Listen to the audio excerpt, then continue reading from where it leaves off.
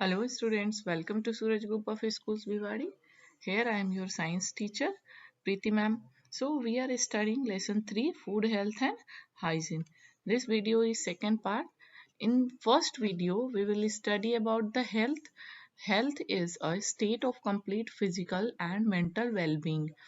Okay physical और mental जब आप फिट रहते हो तभी आप क्या कहलाते हो, एक हेल्दी पर्सन कहलाते हो। हेल्दी पर्सन वही होता है, एक गुड हेल्थ वही होता है जब आप फिजिकली और मेंटली फिट होते हो। फिजिकली और मेंटली फिट रहने के लिए हमें क्या करना चाहिए? To stay healthy our body needs eat balance diet, हमें बैलेंस डाइट खाना चाहिए, फिजिकल एक्सरसाइज करनी चाहिए, be clean and keep our surroundings clean, हमें खुद भी साफ रहना चाहिए और अपने आसपास के सराउंडिंग्स को भी क्लीन रखनी चाहिए। Take proper rest and protect yourself from disease, और अपने आप को डिजीज से बचाना चाहिए। तो फर्स्ट वीडियो में हम बैलेंस डाइट के बारे में पढ़ चुके हैं, तो इस वीडियो में हम फिजिकल एक्सरसाइज के बारे में पढ़ेंगे, हाइजीन के बारे में पढ़ेंगे, ओके, एंड और डिजीज के बारे में पढ़ेंगे। So let's start. Exercise, okay, regular exercise is an important part of staying healthy. अगर हमें हेल्दी रहना है तो हमें क्या करना है? रेगुलर एक्सरसाइज करना है। Benefits of regular exercises, regular exercise के क्या क्या बेनिफिट्स हैं? First, it helps in development of strong muscles and bones.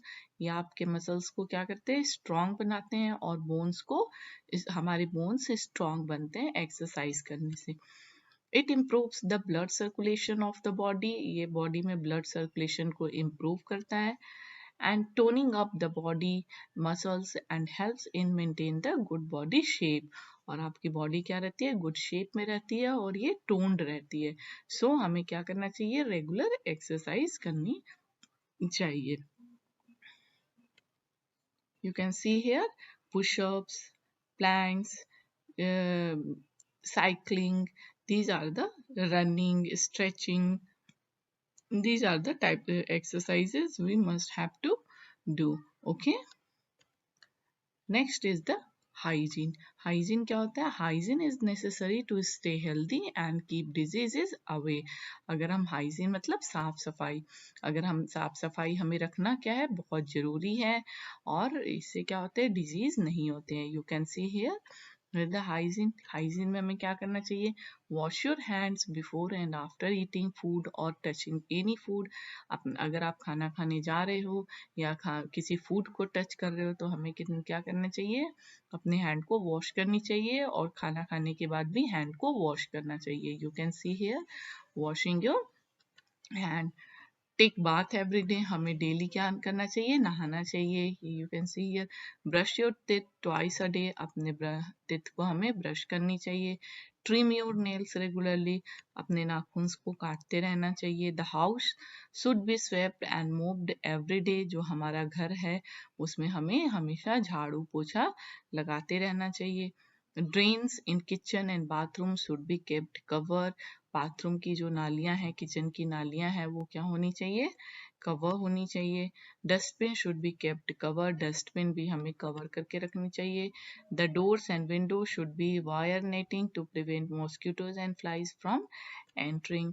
Exposed food and cut fruits sold on the road side should not be eaten, जो खुले में खाना रखा होता है और जो कट फ्रूट रोड के किनारे मिलता है वो भी हमें नहीं खाना चाहिए। A sick person belongings should not be used, अगर कोई बीमार आदमी है तो उसके द्वारा यूज की गई चीजों को यूज नहीं करना चाहिए। सो ये सब चीजें, इन सब चीजों को फॉलो करके हम एक हाइजीन मेंटेन कर सकते हैं। Okay, wash your hand, take bath every day, brush your teeth twice a day, trim your nail.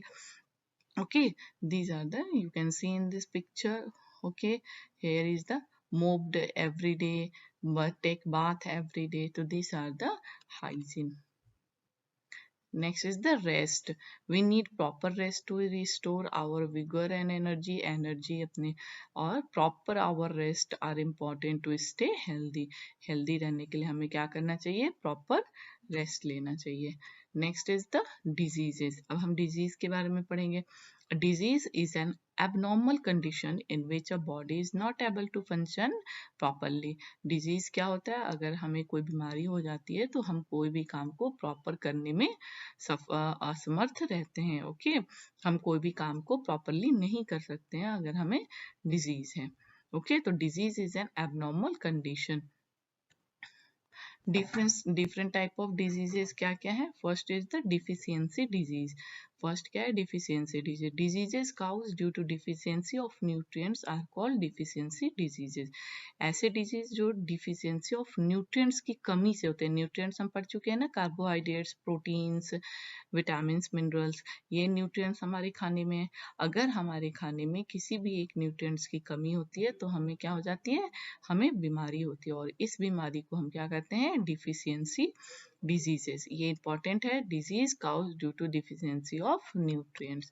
Here are some important deficiency diseases. Vitamin A, loss of vision. Vitamin B, beriberi, scurvy, rickets, bone and tooth decay, goiter, anemia. These are the deficiency diseases. Anemia is caused due to deficiency of iron. Goiter is caused due to deficiency of iodine. Bones and tooth decay is caused due to deficiency of calcium. Rickets is caused due to deficiency of vitamin D. Scurvy, vitamin C, beriberi, vitamin B, loss of vision, vitamin A. So these are the deficiency diseases. Deficiency diseases caused due to deficiency of nutrients. Next is the communicable diseases. Communicable disease क्या होता है? Diseases that can be spread directly from one person to another person are called communicable diseases.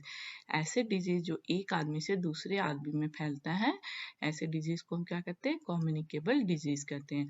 एक आदमी को है, अगर उसके contact में दूसरा आदमी जाता है तो दूसरे को भी वो disease हो जाती है.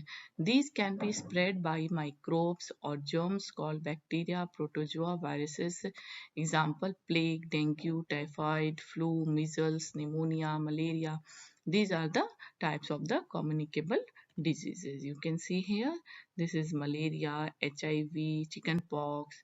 These are the example of communicable disease. Communicable disease spread directly from one person to another person. Okay, जो communicable disease है वो एक आदमी से दूसरे आदमी में फैलता है. Non-communicable diseases that cannot be spread directly from one person to another person are called non-communicable disease. ऐसे disease जो एक आदमी से दूसरे आदमी में नहीं फैलते हैं, ऐसे disease को हम non-communicable disease कहते हैं. For example, cancer, diabetes, all deficiency diseases, strokes, etc. अगर किसी आदमी को कैंसर है, आप उसे देखने जाते हो तो आपको तो कैंसर नहीं होता है. Okay, so these are the non communicable diseases like cardiovascular disease, cancer, chronic respiratory diseases, diabetes. These are the example of communicable diseases. So we studied about the disease, deficiency disease, communicable disease and non-communicable disease. Thank you.